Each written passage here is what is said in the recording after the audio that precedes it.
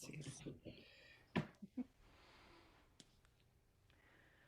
So yeah, there's usually some common themes, like you've already shared, on what draws us to meditation, what draws us to gnosis, what draws us to the practices, what draws us to spirituality, and what draws us to do this together. That community support we have. But oftentimes we hear truth. People want to know the truth. They want to know what the truth is. They want to be able to perceive reality, decluttering, getting out of the thoughts, the subjective feelings. I didn't answer. Can I put Yeah, an you can answer in when answer. you said that? Because it hit me. I got to lean towards you with the mic. Selfie. No, because the truth, when you say truth, and we talk about clutter of the mind, and we talk about really what we're after when we talk about mind, and now as you'll see, heart, is knowing the truth. Imagine we have one true element, just like the internet, and then you have a million other elements. How to find, to know what is the truth when you're given a million or 1,000 or even 100 possibilities. So I think for me, when the mind is quieter and the heart is open, there's more ability to ascertain or to know something as opposed to just think it. Mm-hmm. And to aim for reality, at least aim for reality, aim for truth. And as the Master Jesus said, the truth sets us free. And only a quieted, lucid mind and an open heart that isn't sunk into itself, lower emotions, can perceive the truth and convey the truth. So it gets to that freedom aspect that Eric chatted about, freedom from illusions, freedom from an illusory existence, freedom from our own delusions, which we mistake as reality. So, truth and freedom, reality and freedom, perception, clearing up our perception, and freedom go hand in hand, because the primary imprisonment is ourselves to ourselves. That's the primary imprisonment that we find. And of course, people often say we want peace. About a year ago, we had a public course that the theme was really about cultivating peace, and a lot of people showed up for that a year ago. With a very big turnout on that topic, because people are really seeking to experience peace, to feel peace, to be a beacon of peace, to transmit peace. We want peace. And gnosis always begins within oneself, that we cannot create peace unless we are peace. And so, how do we focus there first? So, all these forums in which people are fighting and they're angry, and the peace forums. That is not a peace forum. Cannot come from unpeaceful minds. It's just not possible. So, only a mind in peace will create peace. And then, of course, ultimately, people, they talk about happiness, even peace, freedom, and all of this relates also to love. People are seeking to experience love, to love and be loved, to really experience true compassion, unconditional loving. We often hear that. And our mind is either, any of our minds is either the den of egotistical desire and the thoughts that come from that, the actions that come from triggers of our own egotistical desires, or our mind is a receptor, a perceiver from beyond ourselves. So the mind is either becomes this projector of self-centeredness and covers over what we perceive through the way that we see, the way we use the senses, or we declutter the mind, like Grant was talking about, and we clean up our perceiver and it becomes a receiver. That is the capacity of the mind. And that's the symbol of the empty, upturned Buddha's bowl, or the chalice from other traditions on the altar. That receptive, available state of mind, which necessitates a more passive, receptive state of being as a way of life, which means our personalities that are projection machines need to become more passive, receptive, not always inserting ourselves, asserting ourselves, my opinions, my thoughts, my politics, my ideas, my way.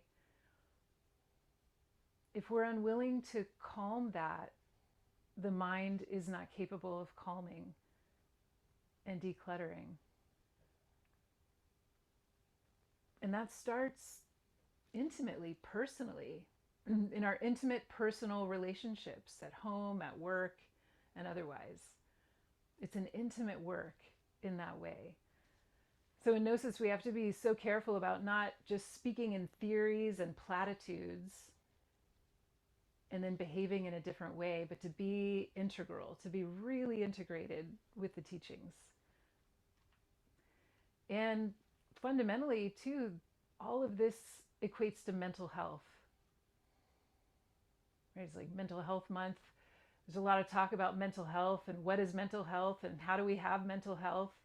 And we've already been talking, that's all we've been talking about, really, is mental and emotional health. Freedom, love, truth, liberation, decluttering the mind. Which is mental hygiene. Mental hygiene. Mm-hmm. And we need to unite what we refer to in Gnosis, or what just is conscious imagination and conscious will. In other words, intentional use of the imagination, which is a superior capacity of the mind above thinking, is imagination when it's conscious, when it's intentional and being used by and through the consciousness. Intentional imagination, not just daydreaming and fantasizing, which is projections of the self, but receptive imagination with willpower. And that leads us to mental health, states of mental health, and states of meditation, states of concentration. It's said that meditation is the daily bread of the wise. And that state in which we can know things, we can know truth, we can know ourselves. Welcome, Michael. Hi. And welcome, Elise. Meant to say hi to you both.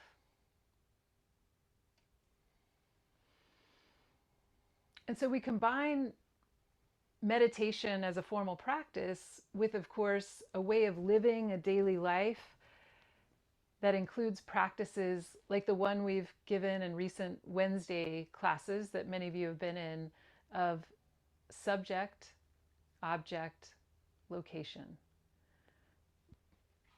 that we learned through the teachings of the Gnostic masters Samael and Vior. As subject, what we really are as an essence, as a soul, as a consciousness. The subject, to know that's what I am. Take a breath, relax, and know what I fundamentally am, the subject. The object, being aware of the reality that I'm in. We've got to be connected to reality. So being in the present moment, being present, being conscious. Object, what are the objects? What are the actions happening in this moment? And location is to really fill that entire space from the center to the periphery as far as I can perceive with consciousness. That is location. I am here and I'm conscious. Subject, object, location. A great practice that really enables us to be able to actually meditate, concentrate when we sit down to do so. When we're not living a daily life practice such as this, or a way of being that puts us in touch with ourselves as an essence and fills the space with consciousness, we sit down to meditate. It's what I call damage control. That we're just trying to be able to sit still. The mind is wild. And hey, that's better than not doing it at all, for sure. But if you really want to meditate on a regular basis and not just after hours and hours at a retreat, then a practice like subject object location will facilitate that. Now, we talk about meditation and we talk about concentration. Concentration precedes meditation. We've got to be in a state of concentration in order to meditate. Now, relaxation and working with the breath precedes concentration. So that's the natural order of things. To relax, to breathe well, to concentrate leads us towards states of meditation. And so that's the order of things that we are presenting yet again, that we've presented before. These 4 foundations of meditation that are relaxation first, which is, of course, physical and therefore energetic, but also psychological. Because who is holding all that tension? Who in me is tense? What is there to be tense about in this moment, in that moment? And right now you can notice any unnecessary tension you're holding in your face, in your shoulders, and the rest of your body, and let it go. Because there's a lot of energy being spent out through that tension. And we need that energy to go for the consciousness, to fill the location with consciousness. That's energy. We're filling the space with the energy of consciousness. If I've spent all my energy in being unconscious and being tense and thinking, I don't have enough energy to fill the space with consciousness, day and night. So we need that energy. So relax and recoup energy through relaxing. It's psychological. And it allows us to transcend the physical to more subtle states.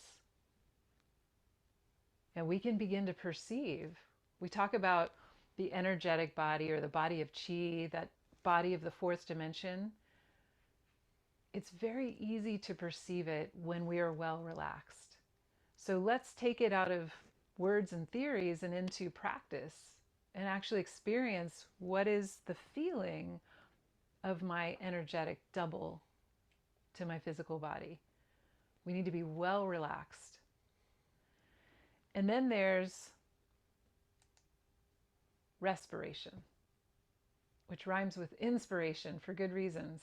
That we breathe and we work with prana, not just survival breathing, but pranic breathing. Breathing in a way that we know is working with our energy, and it stabilizes our consciousness. It transforms our internal state.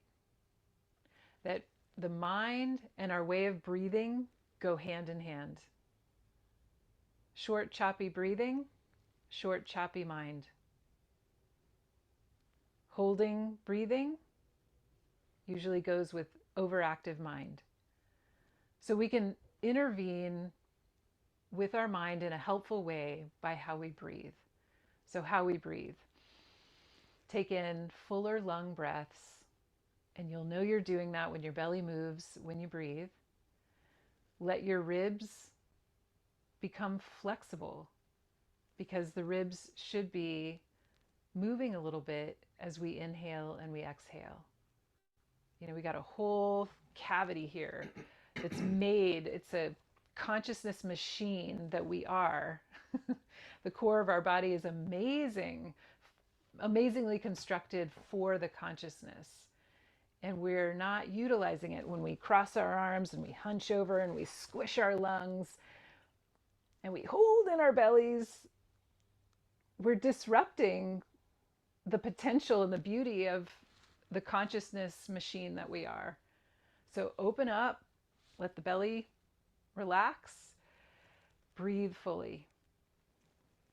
And then there's all kinds of other ways that we know we learn how to breathe. Transmutation being really important, guiding the inhales up the spine, through the mind, through the brain, and into the heart with the exhale. That cycle of breathing is incredibly helpful. And it's that use of conscious imagination with will.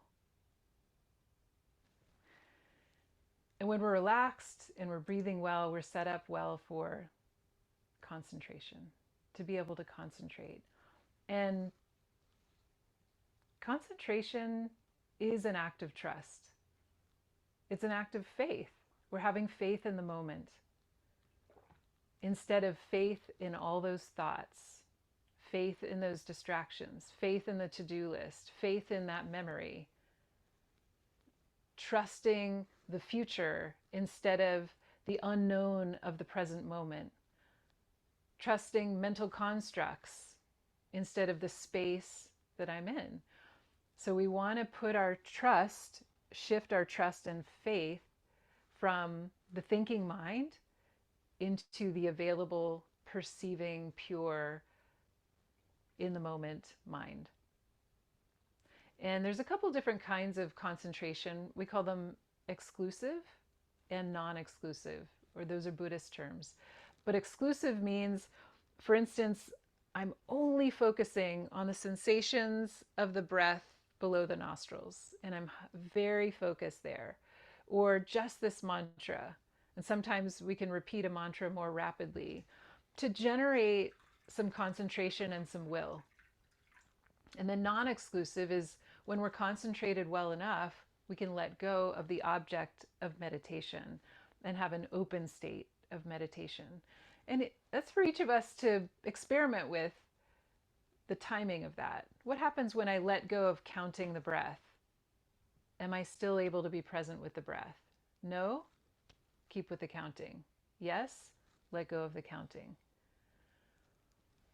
Because the point of an object of meditation is not the object of meditation. The point is to generate a state of meditation. Yes.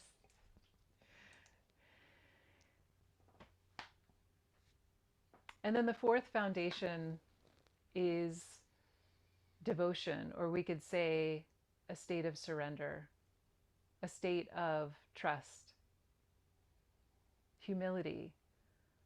Trust requires humility and a state of greater emptiness, devotion. But it's an emptiness that is full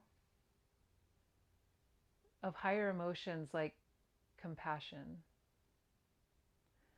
We become naturally available to the natural states of our consciousness, which are states of loving kindness, trust, courage, humility, love, compassion, generosity. Those are natural states of the consciousness. And when we stop being distracted, we find ourselves more in those natural states.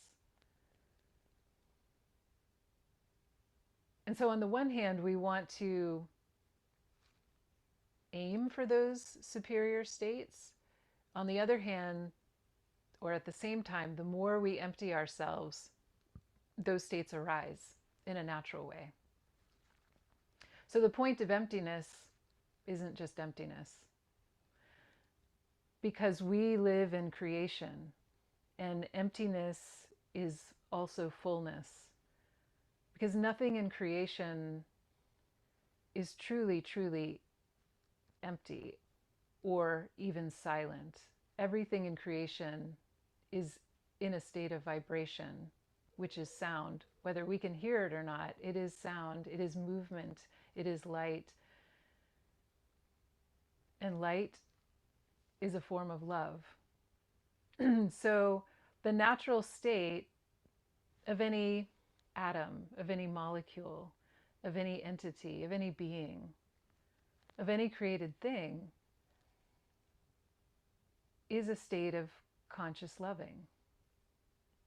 That is the natural state of creation, because we are inherently here because of that state. We are products of states of loving, of the fullness that's inside the emptiness, that's within the emptiness. So devotion is a way of saying all of this. We could use other words, though, if that's more comfortable for us, like surrender, like emptiness that is a fullness. But devotion, the way we've defined it, is fundamental to meditation. The point of emptying the mind isn't just to be blank.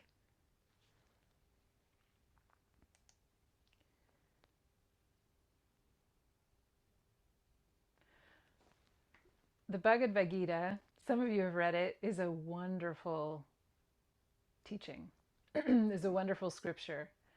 And within it, Krishna, you see here on the right, teaches Arjuna, who represents us, the initiate, the walker of the path, the soul, the essence. And he says there is no knowledge of the self. I gotta get close on this. There is no knowledge of the self. I'm gonna let you read it.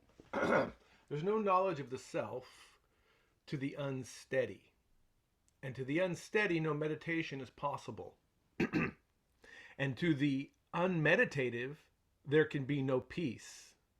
And to the one who has no peace, how can there be happiness? Mm-hmm.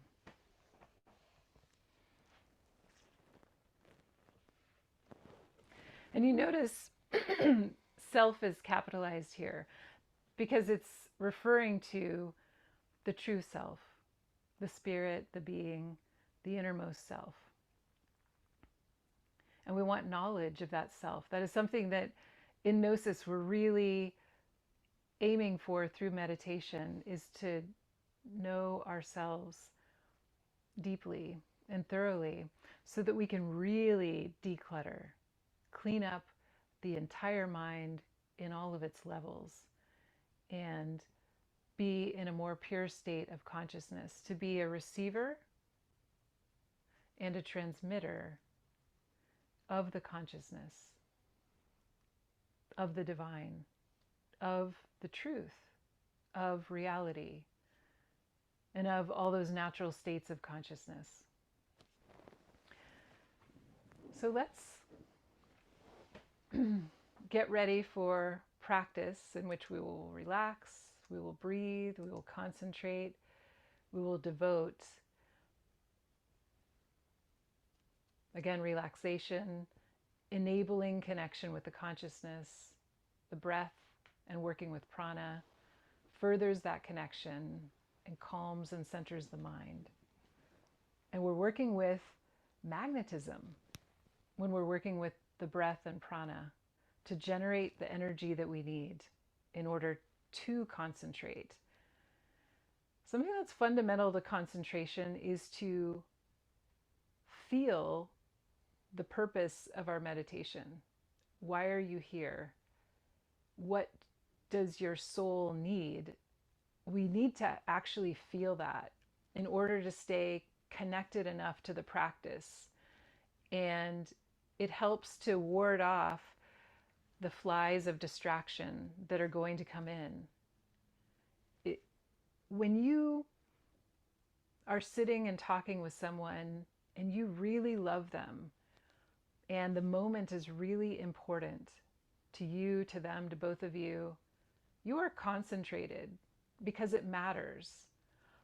But when you're just hanging out in a public place, you're not really with people that necessarily personally, intimately matter to you, or doing anything that you feel real purpose about, it's very easy to be distracted. So, which state is going to be better for meditation? A concentrated state of being in love with that moment, with the purpose of being there and meditating. So, we want to remember why we're doing it, and we have to feel it. And that then leads naturally to a state of surrender and humility, devotion. So, we're going to work with the mantra Wu that some of you have learned. This is a Chinese word, Wu, that simply translates as no. And it serves as a negation to those flies of distraction from inside and from outside. The mantra Wu. And the Gnostic master Samael Vior teaches about this mantra.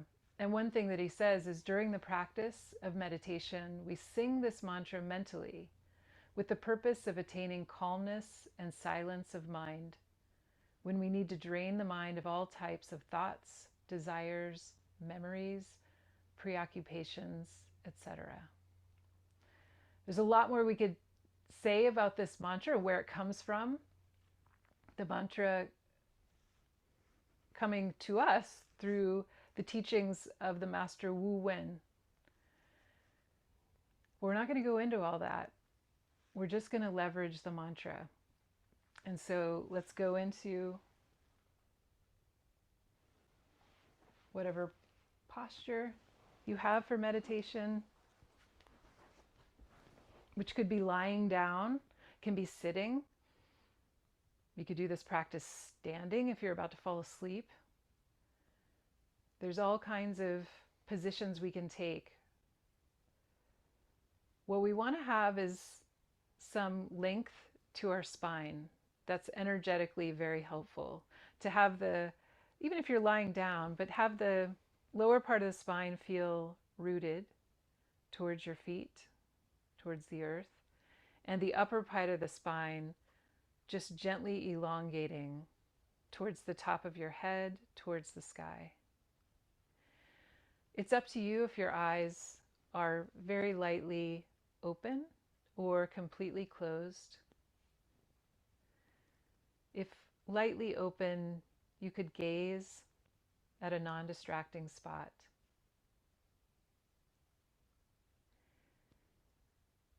And once again, notice how you're breathing, and let your breathing become long down towards your belly and wider across the ribs.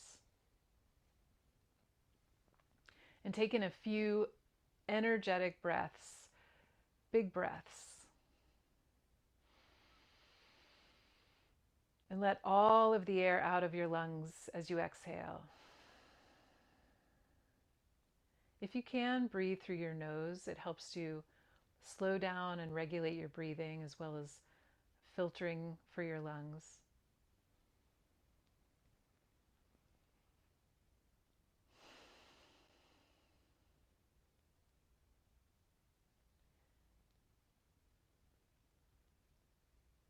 And now have a gentler kind of breath. Still elongating your inhales and your exhales.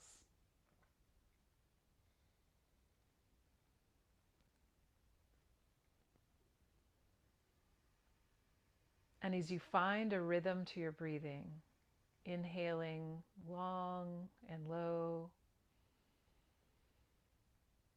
exhaling slow and completely.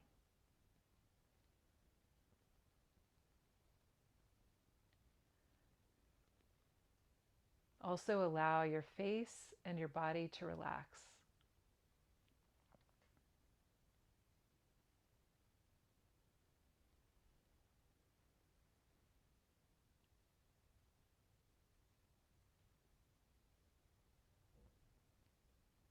As breath goes into your lungs, down towards your belly, you can imagine some of that breath sweeping through your face, relaxing your face, your forehead, your scalp, your brain, the whole face and head relax.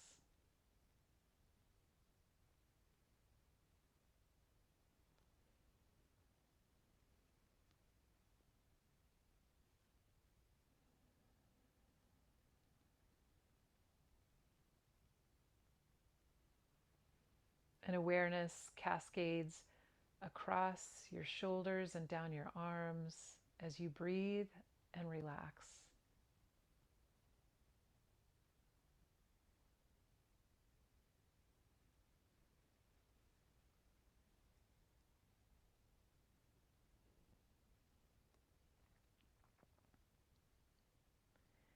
And breathe the trunk of your body and relax lungs, heart, stomach, organs, spine, all of your back.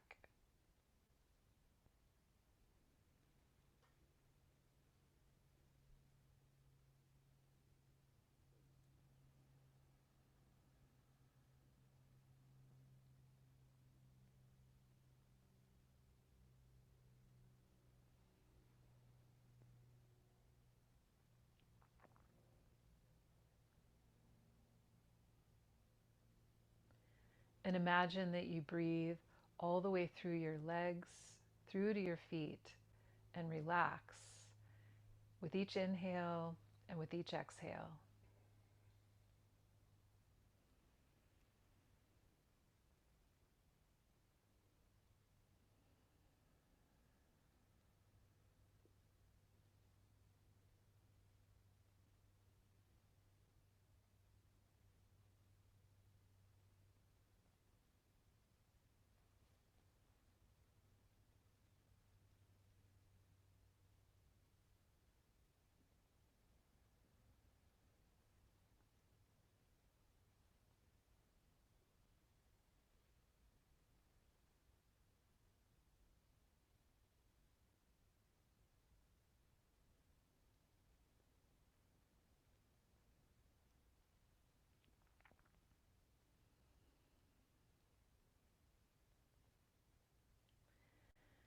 And now maintain focus on your breathing, continuing those long, deeper inhales with a little pause at the end of the inhale and those long, complete exhales with another little pause of emptiness at the end of the exhale.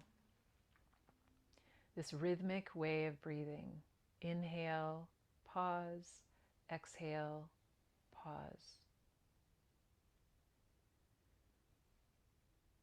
And now we'll include with our exhale the sound of the mantra Wu. And you can do it silently or out loud. Either is fine. And I'm going to begin by gently singing the sound of Wu, which is intended to have a double U, a W followed by two U's. Concentrating on the breath and letting the mantra further focus your mind and lead you towards your interior, out of the clutter and the distractions, no matter the temperature, the sounds, the sensations, the thoughts, the mood states. Letting all of that be, not trying to solve it, fix it, or resist it. Letting all of that be as you draw towards your own interior of concentration. And let the mantra Wu help you.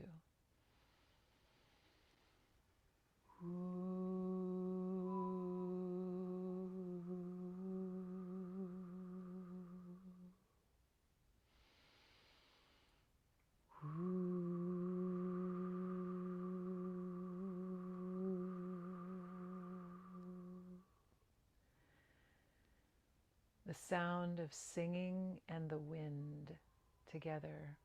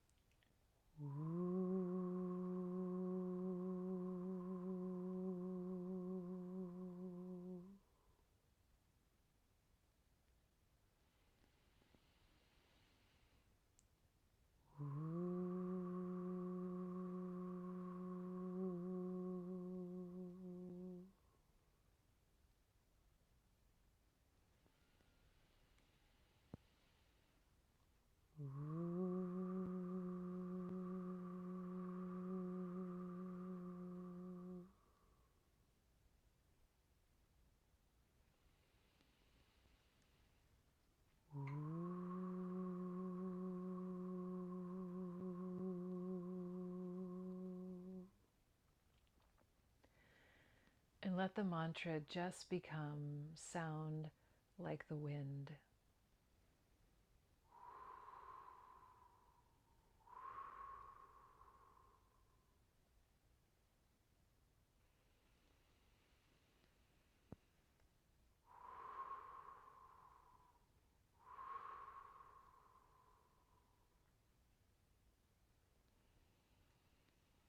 Letting go of the mind,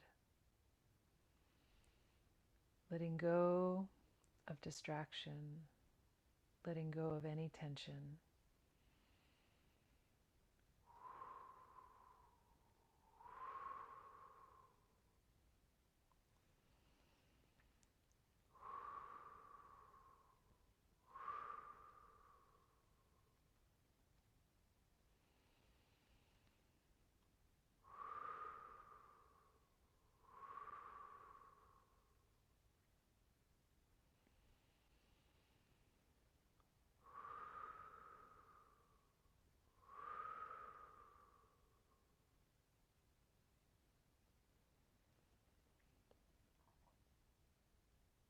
Continuing at your own pace of breath,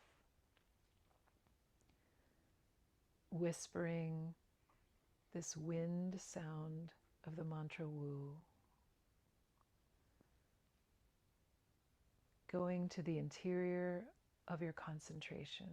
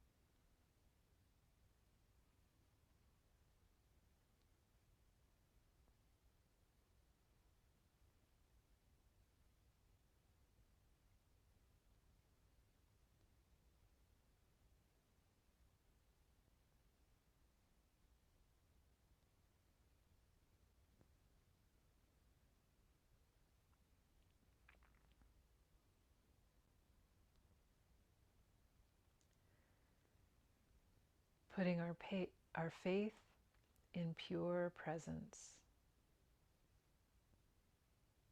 having that trust in the present moment.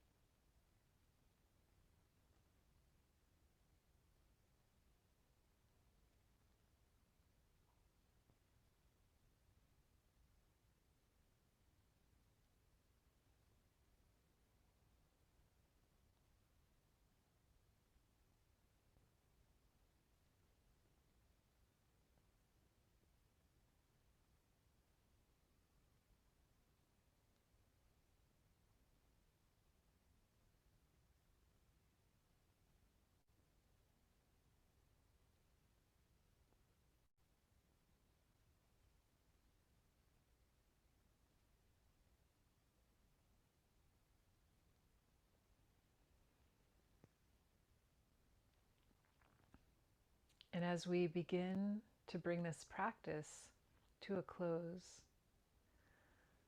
notice your internal state, whether you rate it as good or bad. Never mind that. Just notice your current state of mind, of body, of emotion. And what you experienced in this practice. What was this practice for you? Write it in your heart. To learn with the heart. To do the practice with the heart.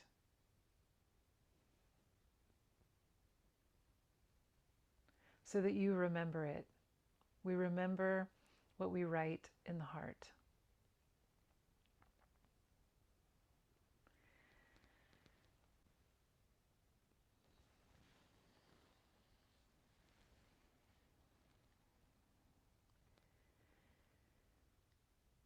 And now taking another one of those energizing breaths,